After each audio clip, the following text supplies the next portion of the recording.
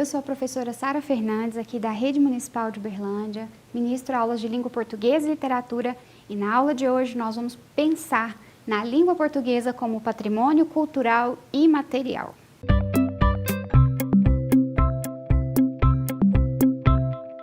Você já parou para pensar o que é patrimônio? Será que são coisas valiosas, bens materiais? Quando eu perguntei, provavelmente você deve ter pensado nessas coisas. Uma casa grande, muito linda, muito dinheiro, um andar estiloso, se vestir bem, usar acessórios caros, luxuosos, né? Carros importados. Bom, de uma certa maneira, você não está errado, não. A geografia e a história possuem visões diferentes sobre o que é patrimônio.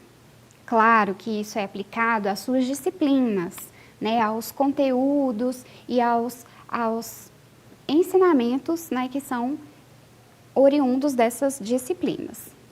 Bom, nós da língua portuguesa vamos nos apropriar de alguns desses critérios e alguns desses conceitos também, principalmente do conceito sobre cultural, o conceito de cultura, o conceito de imaterial, certo? Bom, então, nós vamos nos apropriar desse conceito que, de uma maneira muito simples, é que patrimônio são bens, valores e obrigações que um grupo de pessoas de uma determinada sociedade, de uma determinada época, constitui. E todos eles devem ser importantes, na maioria das vezes, para a coletividade. Sim, porque o bem material, ele pode ser pessoal e pode ser também coletivo.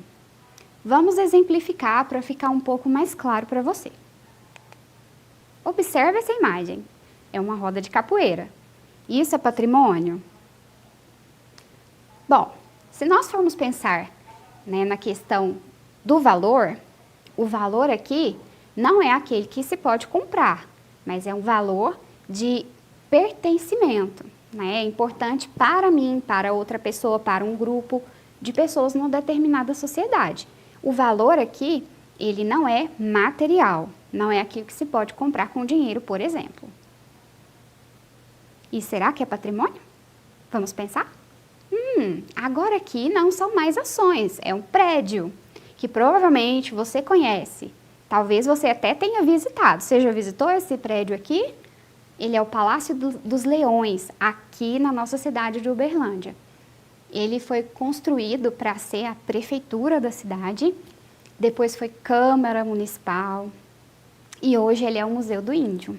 Ele abriga o Museu do Índio e olha só que interessante, tem mais de 100 anos. E ele ainda está assim, todo charmoso, preservado, né? E será que é patrimônio também? Vamos pensar. Será que ele é importante para muita gente? Lembra do conceito de patrimônio? Que ele é importante para as pessoas de um lugar, de uma comunidade. Vamos pensar? Olha isso, uma celebração. Você já participou de uma festa assim?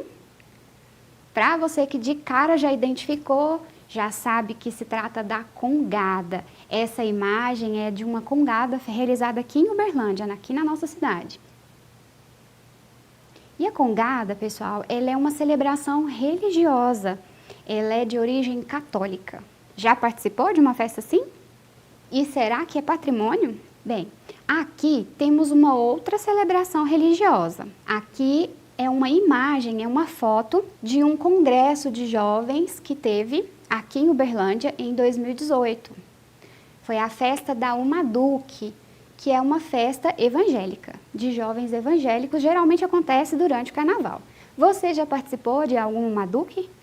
Olha que é muito antiga essa festa, viu, gente? Talvez seus pais ou até mesmo seus avós tenham participado de alguma festa dessas, ou dessa daqui. Celebrações religiosas, prédios, isso é patrimônio? Vamos continuar com a nossa aula de hoje. Se você disse que era patrimônio, algumas daquelas imagens lá, você acertou. Mas você deve estar pensando, mas e patrimônio público o que é? Bom, o patrimônio público, ele também é um conjunto de bens, de valores e ele tem algumas especificidades. O patrimônio público, ele é de todos ou ele não é de ninguém? E quem precisa cuidar desse patrimônio, então? Porque as nossas coisas, os nossos bens pessoais, nós cuidamos muito bem, não é verdade? Nós cuidamos bem das nossas roupas, dos nossos sapatos, do nosso corpo. Nós cuidamos muito bem disso tudo. Mas e aquilo que é público? Nós temos o mesmo cuidado? E se é de todos, quer dizer que não é de ninguém, então? E quem é que tem que cuidar? Às vezes nós pensamos que quando queremos usufruir daquele bem, aí sim ele é para todos. Mas no momento de cuidar, aí já não queremos a responsabilidade, não é mesmo? Mas nós temos que pensar de uma outra maneira. Aquilo que é patrimônio público, ele é de todos, mas está na responsabilidade dos órgãos governamentais cuidarem.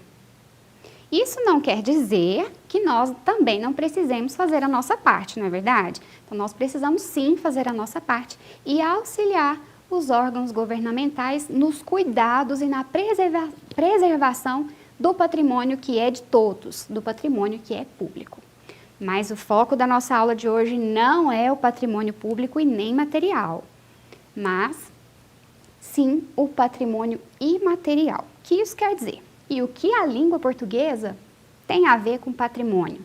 Já que não podemos comprar, já que não podemos guardar assim, né? Já que não é o governo ou instituições governamentais que cuidam dela, como que nós definimos uma língua como sendo patrimônio? Será que é? É sim. Nós vamos ver agora que é a Unesco quem organiza e quem estabelece critérios para determinar o que ou quem pode ser considerado patrimônio cultural. No caso, o patrimônio cultural é aquele que é herdado. Não só bens materiais, né, mas culturais, aquilo que é feito pelas pessoas e pela interação entre as pessoas de uma determinada sociedade. Pensando rapidamente nisso, nós temos aqui 4 tipos de patrimônios culturais, que é a Unesco, né, quem organiza. Nós temos o patrimônio vivo. Lembra que eu falei que quem pode ser considerado patrimônio? Então, veja só que interessante. As pessoas, elas também podem ser consideradas patrimônios vivos. Isso quer dizer que os representantes da cultura popular, que são muito conhecidos, que são muito estimados, que têm um grande conhecimento em uma área específica, eles podem sim ser considerados patrimônios vivos, patrimônios culturais vivos, certo?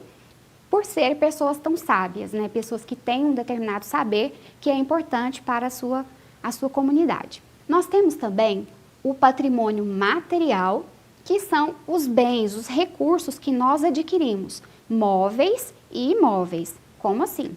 A sua casa, por exemplo, é um bem imóvel. O exemplo que nós demos lá do Palácio dos Leões é um patrimônio cultural imóvel. Imóvel o que é?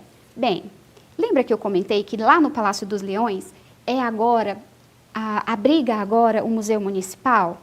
Lá no Museu Municipal tem várias peças de acervos históricos, de diferentes tipos. Essas peças que podem ser movidas de um lugar para outro, caso o Museu do Índio vá para um outro local, essas peças elas são consideradas patrimônio material móvel. Bem, o outro tipo de patrimônio que nós temos é o patrimônio natural.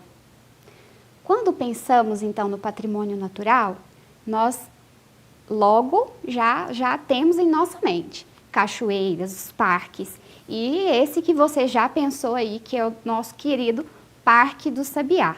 Eu acho que todas as pessoas em algum momento já fez uma visita, e se você não conhece ainda, é um ótimo lugar de Uberlândia para você visitar. Tem recursos naturais incríveis. Há também o patrimônio imaterial. O patrimônio imaterial são as celebrações, os saberes, os lugares e as formas de expressão. Então, é por isso que a língua portuguesa ela é considerada patrimônio cultural imaterial, porque ela é uma forma de expressão, certo? Nós vamos verificar então que dentro do patrimônio imaterial nós temos 4 outros tipos, que são os saberes, as celebrações, como nós já mencionamos, as festas religiosas, as formas de expressões, como as manifestações artísticas, literárias e até mesmo as produções científicas que os estudiosos publicam, né, a partir dos seus estudos e pesquisas. E nós temos ainda os lugares. Um exemplo seria o Mercado Municipal de Uberlândia, né, que é um lugar já de tradição, né, que as pessoas vão para se encontrar e também consumir os produtos. As pessoas que ali têm os seus comércios vão mostrar a cultura, né, as tradições do povo mineiro. Então, mais especificamente, por que a língua portuguesa é considerada patrimônio cultural imaterial? Bem, para comecinho de conversa, vamos lembrar daquele conceito, que patrimônio ele é herdado. E a língua portuguesa é a nossa língua materna. Quando falamos de língua materna, nós temos em mente que está ligado à nossa mãe.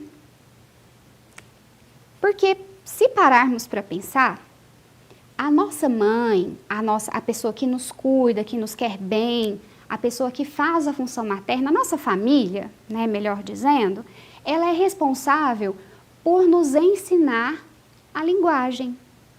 Então, nós adquirimos a nossa linguagem por meio da nossa família, da nossa mãe, da nossa língua materna. E isso quer dizer que nós herdamos. E possivelmente, se decidirmos ter filhos, né, vamos ensinar esses filhos também a falar a nossa língua. Por essa característica de ser herdada, né, e não ser apenas uma coisa mecânica, mas a interação entre pessoas, a língua é considerada patrimônio cultural imaterial. Então, aqui para a gente lembrar, a nossa língua, ela preserva e traz com ela questões da nossa cultura e da nossa história de vida, de todas aquelas pessoas que vieram antes de nós e que, para nós estarmos aqui hoje, elas existiram e tomaram atitudes e escolhas que nos trouxeram até aqui, assim como nós também. Então, a língua materna ela é tão importante que tem um dia específico para comemorar, mas não apenas a da língua portuguesa. A Unesco organizou um dia específico para ela, que é o dia 21/2 de 1999, foi o dia instituído, né? Mas todo dia 21/2, então, é o dia da língua materna de cada país. No nosso caso, a língua portuguesa. Mas e no Brasil? Quantas línguas nós temos? Quantas línguas falamos? Vamos pensar sobre isso? Bem, no Brasil existem 2 línguas oficiais. Lembra quais são elas? Bom, o bom e velho português, né, que nós estamos aqui nos comunicando por meio dele. E nós temos como segunda língua a Libras. A Libras, pessoal, ela é considerada a segunda língua oficial do Brasil desde 2002. Está na legislação. Então, a língua oficial de um país é aquela em que se prioriza os meios de comunicação e as formas de comunicação. Por exemplo, bom, imagine que foram tomadas algumas medidas de segurança para a cidade de Uberlândia. Imagine que uma estrada tenha sido bloqueada, um exemplo hipotético, e que as pessoas precisam passar muito por aquele caminho, né? Então, essa estrada foi bloqueada e é veiculada, então, em jornais, né, a notícia de que não se pode passar por ali. Já pensou se essa transmissão, esse aviso fosse emitido numa língua que nós não conhecemos? Então, por isso é que tem a língua oficial. Então, tudo que se deve anunciar, tudo que as autoridades querem anunciar a nós, a prioridade desses documentos e da forma, né, a língua a ser priorizada é a língua portuguesa, porque ela é a língua em que há o maior número de falantes e é aquela também que é ensinada nas escolas, certo? Então, é a língua que mais vai abranger pessoas. E assim vão se beneficiar dessa informação e não vão passar por aquele caminho, né, hipotético lá que nós organizamos aqui para ser o nosso exemplo. Vai tomar outro caminho então. Bom, aqui no Brasil há várias pessoas com surdez e há pessoas também que são impossibilitadas de falar, embora consigam ouvir. Para essas pessoas que são surdas, como é que esse aviso iria chegar? Que o caminho está bloqueado. Como essa pessoa, então, vai ter acesso a essa informação? Por causa disso, né, é que se oficializou a língua, não só por isso, né, mas também por isso, a língua brasileira de sinais, né, a Libras, como a segunda língua oficial no Brasil, certo? São só essas duas, então, que existem no Brasil? Não é bem assim, não. Nós vamos conhecer agora as principais influências para a formação da língua portuguesa. Quando pensamos nas contribuições da formação da língua portuguesa, não há como separarmos do processo de formação do nosso país. Então, nosso país, inicialmente, antes da colonização dos povos europeus, principalmente de Portugal, aqui no Brasil já existiam várias pessoas. O Brasil já era cheio de gente e essas pessoas eram os indígenas. A primeira contribuição para a nossa língua, então, é dos povos indígenas. Aqui no Brasil há várias tribos, há várias etnias e há várias línguas. Por isso nós dizemos que há vários povos. E todos eles estavam aqui convivendo com seus conflitos, com seus acordos de paz, mas eles já estavam aqui. Tudo aqui era deles, certo? E aí chegou então o europeu. O Brasil recebeu uma forte influência de Portugal, né, que foi colonizador do Brasil. E o Brasil, então, recebeu esses europeus, não apenas portugueses, mas também alemães, espanhóis e diversos outros. Com o passar do tempo, né, nós recebemos ainda a contribuição de outros povos, inclusive os japoneses, mas agora já num período histórico bem mais próximo de nós do que esse que nós estamos falando aqui lá da colonização brasileira. E logo depois da chegada dos europeus, com a questão do comércio e o plantio e as lavouras, né, veio para cá, para o Brasil, foram trazidos para cá os povos africanos. E a contribuição linguística desses povos para a construção da nossa língua portuguesa, ela foi muito importante. E nós vamos ver um pouco disso agora. Trouxemos aqui uma imagem para falar dos povos indígenas. E ela é do censo, do IBGE de 2010. E consta que nessa época, mais de 150 línguas ainda são faladas no Brasil. Isso, as línguas que são conhecidas, que são catalogadas, que são estudadas, né, para que seja registrado. Há povos indígenas que sequer tiveram contato, né, com pessoas de outra cultura, ou, né, os chamados brancos, os não indígenas. E aí, desses povos, nós ainda não temos conhecimento para quantificar, para catalogar e para colocar aqui nos dados do censo. Mas vamos dar uma explorada, então, nessa imagem e entender. Bom, nessa imagem, onde temos os pontinhos menores, temos um menor número de falantes. Quando temos marcações maiores, como essas em marrons, em tons marrom, nós temos a presença do número de falantes de 5.000 a 10.000. Se a gente pensar nas tribos indígenas e nas reservas indígenas, é um grupo bastante grande de pessoas, certo? E aí tem então aqui a representatividade. Observando aqui no mapa, nós percebemos a localização dessas tribos então e desses falantes das línguas indígenas.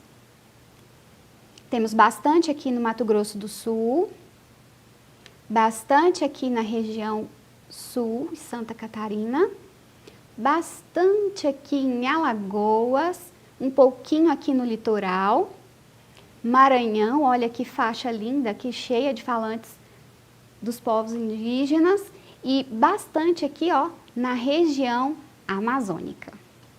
Para falar dos povos indígenas, então, nós vamos falar das línguas que são mais faladas.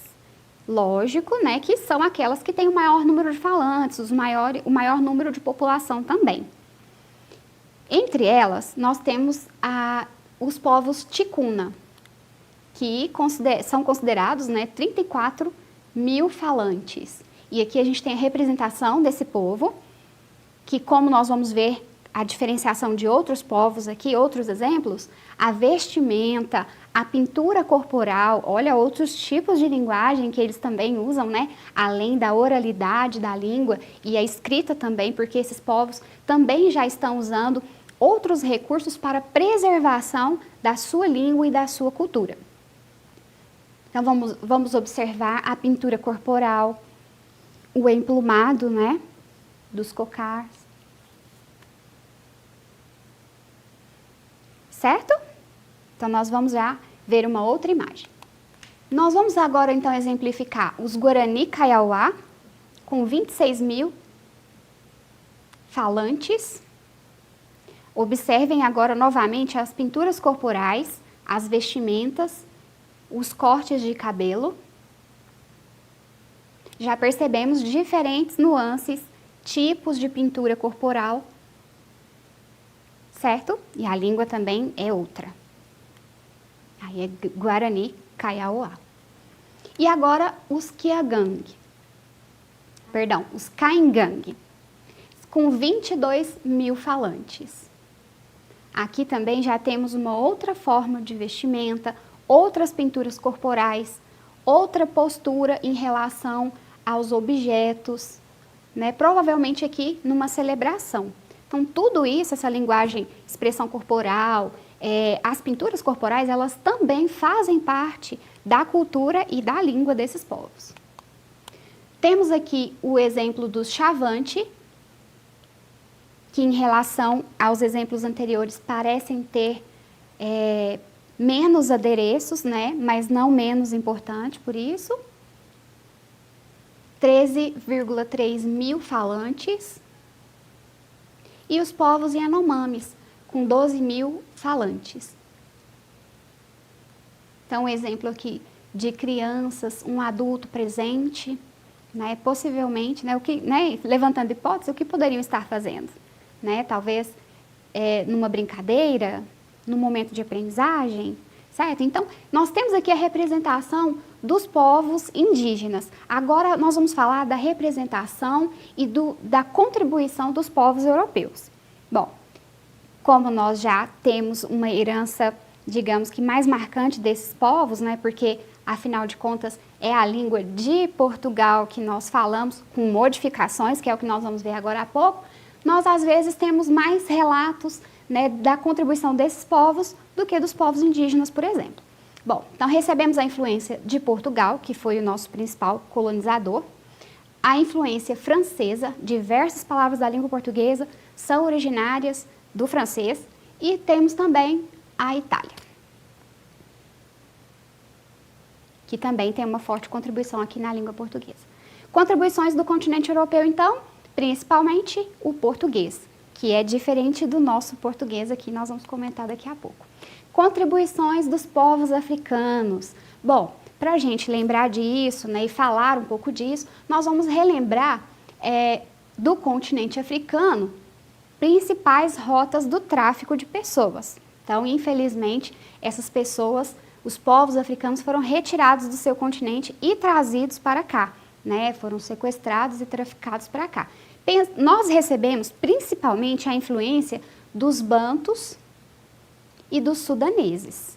Então, os bantus, eles vieram principalmente aqui para Rio de Janeiro e Salvador, e também para a América do Norte, que não é o foco da nossa aula de hoje, e os sudaneses, que vieram aqui também para Salvador, Olinda, né? E povos aqui também, os bantos, né, para Rio de Janeiro, aqui um pouco mais abaixo, na Argentina, para Buenos Aires.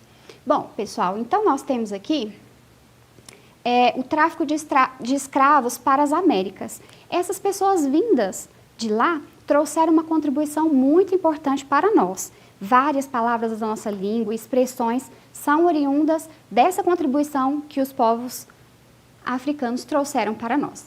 E nós vamos falar agora, então, dos países lusófonos, que são os países que falam a língua portuguesa. E por que que tem esse nome, lusófono? Lembra luz, mas não é sobre isso não tem a ver com luz. Os países lusófonos são assim chamados porque eles falam a língua de Portugal, que foi quem disseminou essa língua aí, né, em diversas regiões do mundo. Portugal, há muitos anos atrás, a região em que ele estava era chamada de Luso. Então falava o povo de Luso, os Lusíadas. Inclusive tem uma obra literária com esse nome que fala a história de Portugal. E por chamar essa região de Luso e os povos de lá, né, o povo de lá, Lusíadas, né, então falamos que os países que falam a língua portuguesa são países lusófonos. E vamos ver onde é que eles estão. Eles estão em todos os continentes. Vamos lá. Então aqui nós temos na Europa, Portugal, aqui na América do Sul, o Brasil. Nós temos aqui Cabo Verde, Guiné-Bissau, na África, São Tomé, Angola e nós temos aqui no Timor-Leste, na Ásia. São 8 países. Pessoal, então eu vou ressaltar para vocês as línguas que foram muito importantes para a construção da nossa, como conhecemos hoje, dos povos africanos. São nomes que nós não falamos todos os dias, né? São nomes diferentes, mas que foram muito importantes. É o Quimbundo, o Kikongo e o Umbungo. Bem, nós podemos perceber, pessoal, que a língua portuguesa, ela recebeu uma influência tão próxima, né, desses povos, que muitas palavras que nós usamos aqui na língua portuguesa do Brasil têm significado idêntico aos de Angola, por exemplo. Então, a proximidade é tão grande que nem houve mudança no significado, no sentido em que essa palavra é utilizada. Perceberam, então, que sempre que falamos de patrimônio cultural e imaterial, também estamos falando de linguagem?